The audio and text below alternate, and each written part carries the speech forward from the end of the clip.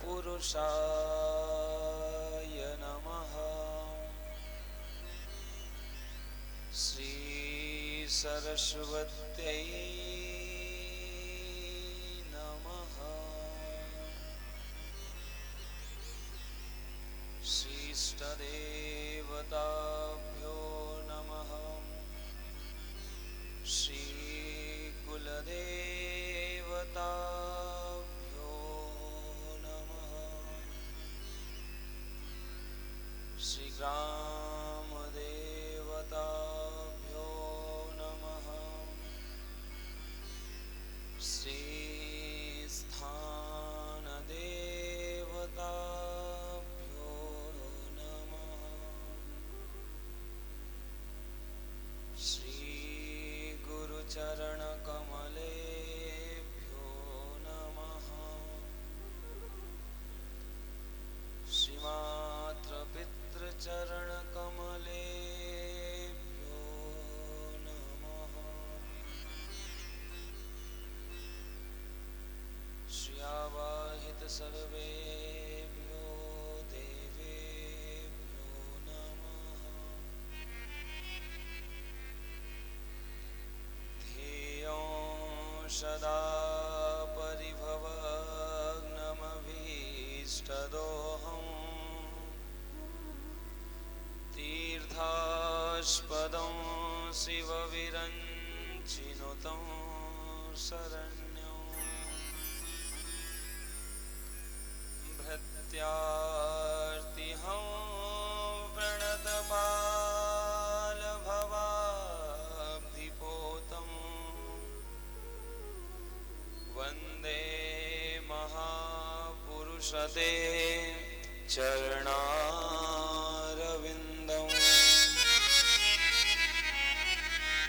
कृष्ण त्वदीयपदपङ्कजपञ्जरान्ते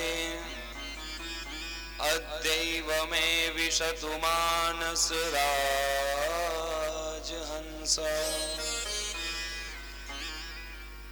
प्राणप्रयाणसमये कफवातपित्तैः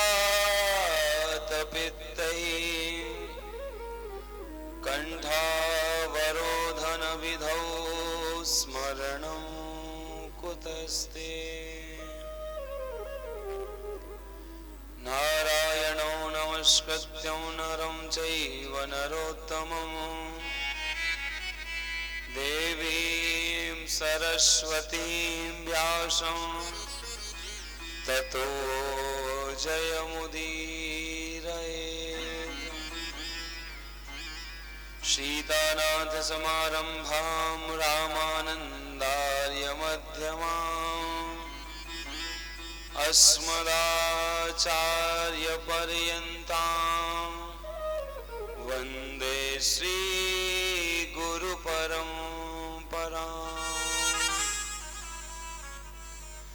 ध्यानमूलं गुरुर्मूर्तिः पूजामूलं गुरुपदं मन्त्रमूलं गुरुर्वाक्यं मोक्षमूलं गुरुर्कृपा। अतुलितबलधाममहैमशैलावदेहं दनुजवनकृशानो ज्ञानिनामाग्रगण्यो सकलगुणनिधानं वानराणामधीशं रघुपतिप्रियभक्तं वातजातं नमामि। सब धामन को छोड़कर आयो मैं तेरे द्वार। हे वृषभानु की लाडली निक मेरी ओर निहार। लेत सदा सुध दीन की सहज दया के धाम। जननी जनक सब जगत के प्रभु श्री सीताराम। जय जय श्री राधा रमण, जय जय नवल किशोर, जय गोपी चित चोर प्रभु, जय जय माखन चोर, जय जय माखन चोर। वृंदावन बिहारी लाल की, शिवा के बिहारी लाल की, श्री राधा रमण लाल की, श्री भागवत महापुराण की, सद्गुरुदेव भगवान की, राम के सभी देवी देवताओं की, स्थान के सभी देवी देवताओं की, बस्ती नगर की जय जय श्री राधे, जय जय श्री राधे, जय जय श्री राधे। परम मंगल में परात्पर अखिलेश्वर अकारण करुणा वरुणालय भक्तवांछा कल्पतरु विनंदित पीतांबरधारी श्री बालकृष्ण लाल की बांगमयी प्रतिमूर्ति स्वरूपा श्रीमद् भागवत महापुराण और श्रीमद् भागवत महापुराण सप्ताह यज्ञ के अंतर्गत आज हम आप सभी चतुर्थ दिवस की वेला में उपस्थित हुए हैं। आज की इस परम पावन वेला में उपस्थित हुए सभी भगवत भक्तों के हृदय में विराजमान मेरे परम आराध्य श्री राधा रमण लाल के श्री चरणों में व्यासपीठ से कोटि कोटि प्रणाम। तत्पश्चात व्यास मंच पर विराजमान होकर के संगीत की सुंदर स्वर लहरियों से हम सब के मन को मोहने वाले हमारे संगीतज्ञ आप सबको भी व्यासपीठ से प्रणाम के द्वारा शोभित करने वाले हमारे ब्राह्मण देवता शास्त्री जी आप सभी को भी व्यासपीठ से प्रणाम। और एक बार और आप सबका खूब खूब स्वागत। प्रेम से बोलिए ना जी, क्या बोलेंगे? तो आइए दो क्षण आप हम सब मिलकर के बड़े प्रेम से भाव से भगवान नाम संकीर्तन का आश्रय लेते हुए आज की इस कथा में प्रवेश करें। राधे कृष्ण आप गाएंगे? हाँ जी कहना जी, गाएंगे? प्रेम से गाइएगा। राधे कृष्ण कृष्ण कृष्ण राधे राधे, राधे श्याम श्यामा श्याम श्यामा राधे राधे। राधे कृष्ण कृष्ण कृष्ण राधे राधे, राधे श्यामा श्याम श्यामा राधे राधे। राधे कृष्ण कृष्ण कृष्ण राधे राधे, राधे श्याम श्यामा श्याम श्यामा राधे। राधे कृष्ण कृष्ण कृष्ण राधे राधे, राधे श्यामा श्याम श्यामा राधे राधे। प्रेम से गाइए।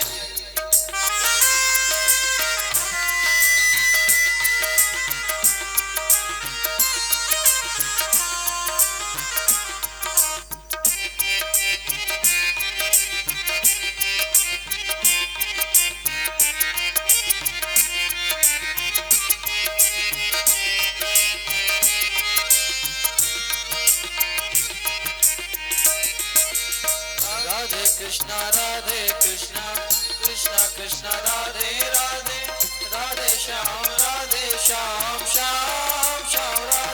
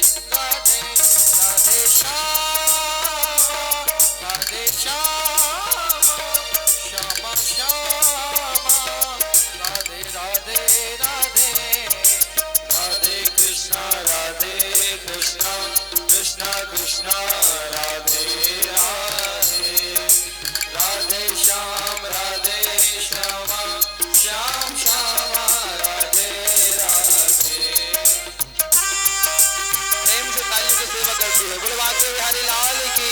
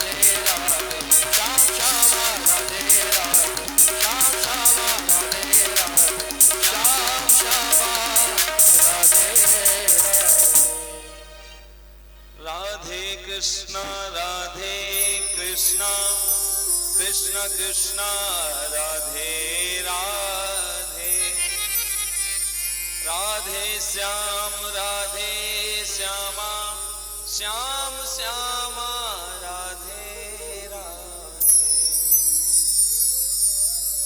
बोले भागवत महापुराण की जय।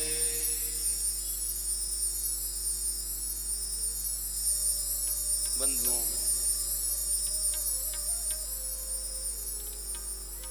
आइए हम सब प्रेम से मिलकर के आज की इस चतुर्थ दिवस की वेला में प्रवेश करें और बड़े प्रेम से भाव से आप सब ऐसे ही शांति से बैठ करके कथा का श्रवण करें। और जो जो आए ना, जो कथा सुनने वाले, तो उनसे पहले ही बोल देना कि आगे खिसक के बैठे हैं, वरना वहीं गेट पे ही बैठ जाएं। इसलिए जो भी आए वो आकर के आगे, अरे कितना सुंदर स्थान है, आगे वीवीआईपी बैठते हैं। जैसे हमारे ये बैठे हुए ना 3 महामूर्तियां, हमारे दैनिक यजमान और हमारे 7 दिन के यजमान। इसलिए आपकी सखी आए, सहेलियां आए, आपके भाई बंधु आए, तो उन्हें आगे बुलाकर ही बैठाना है। तो एक बार प्रेम से बोल दो ना जी, क्या बोलेंगे? हम सबने कल बड़े भाव से भगवान की परम पावन लीलाओं का श्रवण किया। आदरणीय परम वंदनीय श्री सुखदेव महास्वामी परीक्षित जी को भागवत की कथा का श्रवण करा रहे हैं। भागवत की कथा का श्रवण परीक्षित को क्यों करा रहे हैं, जरा बताओ तो। वाह, कभी भी एग्जाम हो सकते हैं, इसलिए थोड़ा सा परीक्षित को कथा इसलिए सुना रहे हैं क्योंकि परीक्षित को 7 दिन में मरने का श्राप मिला है और 7 दिन में परीक्षित अपनी मृत्यु को सुधारने का यत्न कर रहे हैं। 7 दिन में परीक्षित ने अपने जीवन को सुधार लिया सुखदेव स्वामी के माध्यम से। भागवत, रामचरितमानस और श्रीमद् भगवत गीता, ये 3 बड़े विलक्षण ग्रंथ हैं हमारे वैदिक वाङ्मय में। हालांकि सभी ग्रंथों की अपनी अपनी महिमा है, लेकिन यदि कोई श्रेष्ठ ग्रंथ के बारे में हम सुनेंगे तो सिर्फ ये तीनों विशेष रूप से मिलेंगे। पहला श्रीमद् भागवत महापुराण, दूसरा श्री रामचरितमानस और तीसरा श्रीमद् भगवत गीता। लोग बागों को कभी कभी कंफ्यूजन होती है कि भगवत गीता और भागवत एक ही है, लेकिन ये दोनों अलग अलग वस्तुएं हैं। श्रीमद् भागवत अलग है और श्रीमद् भगवत गीता एक अलग है। भागवत महर्षि वेदव्यास जी ने लिखी है और श्री भगवत गीता मेरे गोविंद ने कुरुक्षेत्र के मैदान में अर्जुन को सुनाई है।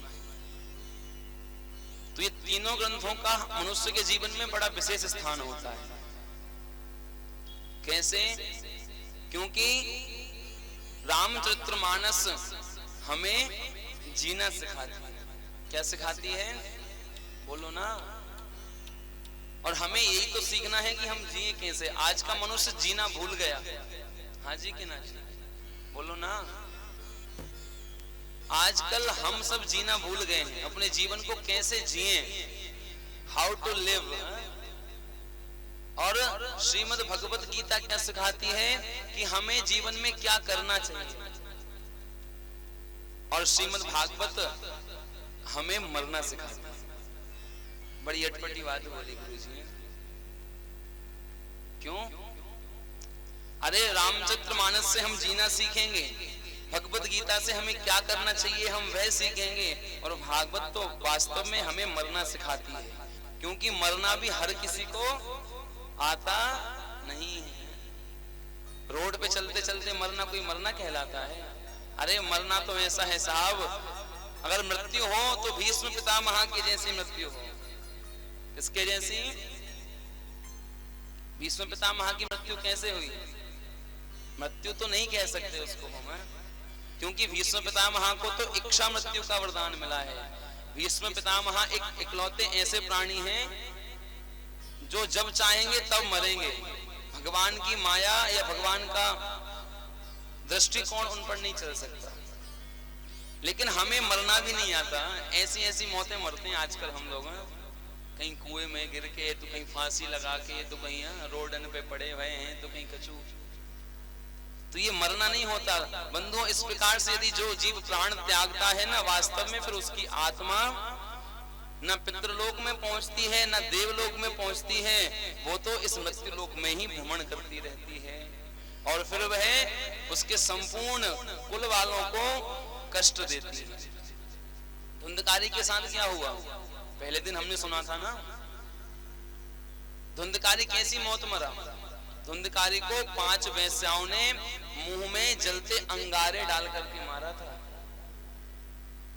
और फिर मरने के बाद में धुंधकारी न देवताओं के पास गए न अपने पितरों के पास गए, महाप्रेत बनकर के धरती पे घूमने लगे। तो मरना भी हमें नहीं आता। भागवत हमें मरना सिखाती है। परीक्षित, सुखदेव संवाद से हमें यही तो ज्ञान होना है चाहिए, और होता भी है। क्या? कि साहब मृत्यु जब हमारे सामने हो तो हम भीष्म पितामह के जैसे गोविंद को याद करें। भीष्म पितामह का जब अंतिम समय आया, महाभारत की बात है, एक एक रोम में एक एक बाण छिदे। मनुष्य शरीर में करोड़ों रोम होते हैं। कितने रोम होते हैं? करोड़ों। उनकी कोई संख्या निर्धारित नहीं है। समझ लो जितने रोम हैं शरीर में हमारे, उतने ही बाण भीष्म पितामह के शरीर में लगे थे। और भीष्म पितामह उस बाणों की सैया पर लेट करके मेरे गोविंद का इंतजार कर रहे थे, गोविंद का स्मरण कर रहे थे। इतना तो करना स्वामी, जब प्राण तन से निकले,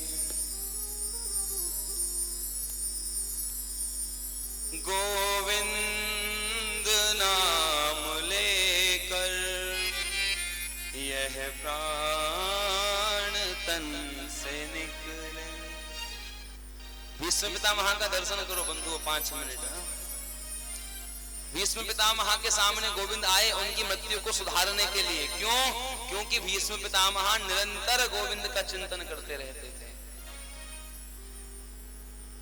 भीष्म पितामह के सामने जब गोविंद आए ना, तो भीष्म पितामह ने एक बात पूछी कि कन्हैया, आज मेरी मृत्यु के समय तुम मेरे सामने आ गए, इससे बड़ा ही उपलब्धि मेरे जीवन में कोई और हो नहीं सकती। लेकिन भीष्म पितामह ने भी साहब भगवान से महाभारत के युद्ध में शस्त्र उठवा लिया था, इतना बड़ा सूरवीर था भीष्म पितामह।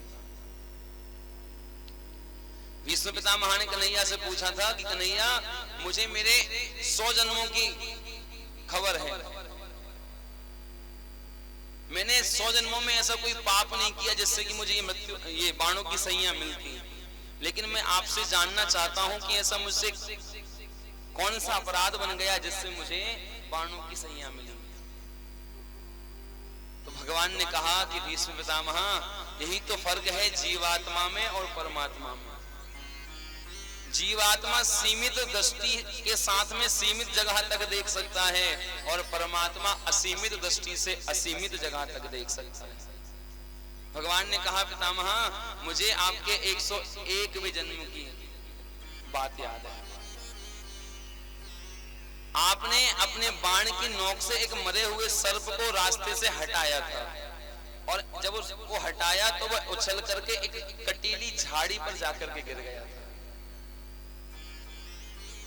और जब वह कटीली झाड़ी पर जाकर गिरा तो वो सांप पूरी तरह से मरा नहीं था, अधमरा था। और उस सांप ने मन ही मन आपको श्राप दिया था कि अरे मूर्ख, तूने मुझे, अभी मैं मरा नहीं हूं पूरी तरह से, मैं आधा मरा था और आधा में तड़प रहा था, और ऐसी स्थिति में तूने मुझे कांटों पर फेंक दिया। तुझे भी एक ना एक दिन इसी प्रकार के कांटे तुझे प्राप्त होंगे। और वह कांटे किसके रूप में प्राप्त हुए? बाणों के रूप में। लेकिन अब भीष्म पितामह ने 100 जन्मों तक पुण्य किया था, तो गोविंद कहते हैं कि तुम्हारे पुण्य बड़े प्रबल थे, इसलिए मैं तुम्हें दर्शन देने आया, और वह एक पाप तुमसे बन गया था, इसलिए तुम्हें बाणों की सैया मिली। इसलिए बंधुओं, भीष्म पितामह की तरह यदि मृत्यु चाहते हैं हम, तो हमें भीष्म पितामह की जैसा भगवान का चिंतन भी करना पड़ेगा। भीष्म पितामह ने गोविंद की स्तुति करी थी, और उस स्तुति में बड़ी सुंदर बात कही थी। इतिमति रूप कल्पिता वितृष्णा भगवती सात्वत पुंगवे विभूमि। भीष्म पितामह ने गोविंद की स्तुति करी थी किस शब्द के साथ? इति। जबकि आमतौर पर देखा जाए ना बंधु, तो किसी भी पुराण की समाप्ति इति शब्द के साथ होती है। आप कोई भी ग्रंथ पढ़ो तो जब अध्याय का समापन होगा, इति श्रीमद्भागवते द्वादश स्कंदे षष्ठम स्कंदे एकादश अध्याय संपूर्ण, इस प्रकार किसी भी पुराण का जब समापन होगा तब उसमें इति शब्द का उपयोग किया जाएगा। लेकिन भीष्म पितामह ने प्रारंभ में ही इति बोल दिया, बोले इति मति रूप कल्पिता वितृष्णा। मतलब बोले हे गोविंद, अब मैं मेरे शरीर की इति करने वाला हूं, यानी कि मैं अपने शरीर का त्याग करने वाला हूं, और मेरी जो रति है वो आपके चरणों में है। रति किसे कहते हैं? रति कहते हैं प्रेम को। किसको? हे गोविंद, मेरी रति आपके चरणों में बड़ी प्रगाढ़ है, और मेरी मति, मति यानी बुद्धि, ये मेरी पुत्री है और इसको मैं आपको समर्पित करना चाहता हूं। क्योंकि बंधुओं, हमारी बुद्धि को यदि हम दुनिया के कर्मों में लगाएंगे तो हमारा जीवन दूषित होगा, निश्चित है। और यदि ये बुद्धि गोविंद के चरणों में लगाएंगे तो समझना कि हमारा धर्म, अर्थ, काम, मोक्ष चारों पुरुषार्थ सद जाएंगे और हमें सदगति प्राप्त होगी। सारा मन का ही तो खेल है। मन के हारे हार है, मन के जीते जीत। मन ही मिलावत राम सो, मन ही करत फजीत। मन ही आपको राम से मिलवाएगा और मन ही आपको रोड पे डोलवाएगा। घर में बैठे बैठे बोर हो रहे हैं, मन कर रहा है चलो आज घूम के आते हैं चौराहे तक। पिछली साल तो लोगों के साथ में यही हुआ है। बोले लॉकडाउन है, बड़े बड़े बोर हो गए घर में, मन किया चलो चौराहे तक घूम के आते हैं। चौराहे तक गए तो सूझ के घर आ गए। हाथ पैरों में जो डंडे पड़े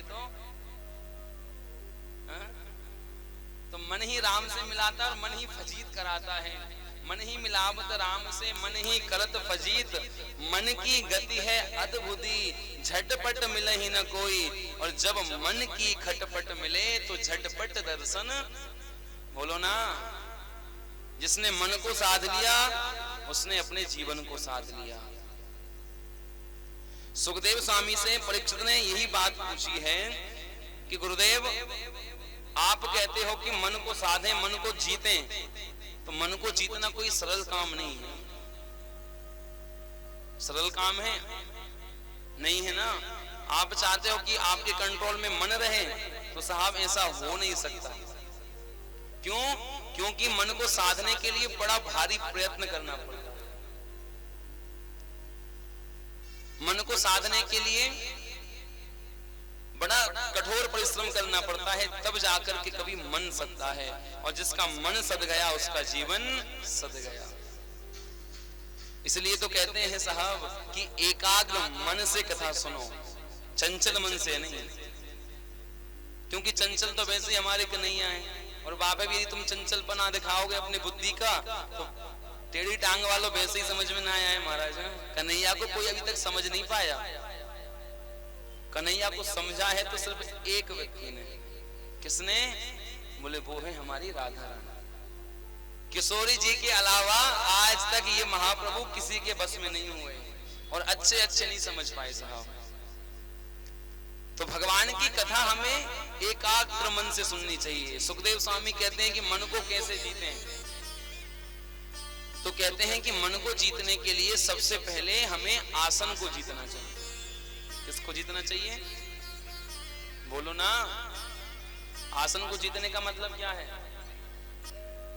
यानी कि एक ही आसन पर अधिक देर तक बैठे रहने की कोशिश करना। जैसे कि हम बैठे रहते हैं 4 घंटे। अब आप तुम्हारा, मैं देखता हूँ बैठे बैठे कि घुटने दर्द करने लगे। अब होंगे प्यास जी उनके घर में, ये पाँव कर लिए। बोले गुरुजी दर्शन कर लो हमारे चरणों के। और हम कर भी लेते हैं, इसमें कोई हर्जा नहीं है साहब। क्योंकि आप भगवान के भक्त हो और आपके चरणों के दर्शन हम करेंगे तो हो सकता है हमारा ही उद्धार हो जाए। क्यों माता जी? तो सबसे पहले मन को जीतना है तो सबसे पहले हमें आसन को जीतना पड़ेगा। हमारा तो काम ही भाई साहब घूमना फिरना है। आज 7 दिन यहाँ बैठे, कल 7 दिन दूसरी जगह पहुंच जाएंगे, फिर दूसरी जगह पहुंच जाएंगे। और हमने अच्छे अच्छों को देखा भी है पूजन में भी। गुरुजी तो बैठ के बड़ी आसन लगा के और यजमान जी सामने बैठे। बोले गुरुजी पटले पे बैठ जाए। हाँ भैया बैठ जाओ। तो पटला भी आता है तो ऐसा जैसे कि भगवान का ही पटला छोटा पड़ जाता है। जिस सिंहासन पर भगवान बैठे रहते हैं ना उससे 1.5 फुट ऊंचा यजमान जी का पटला, उसमें भी गुरुजी खड़े हो जाएं। आओ भैया हो जाओ। यानी कि आधे घंटे की पूजन में, 30 मिनट की पूजन में महाराज 15 बार खड़े हो जाते हैं। इसका मतलब समझते हो कि हमने हमारी आसन को नहीं जीता।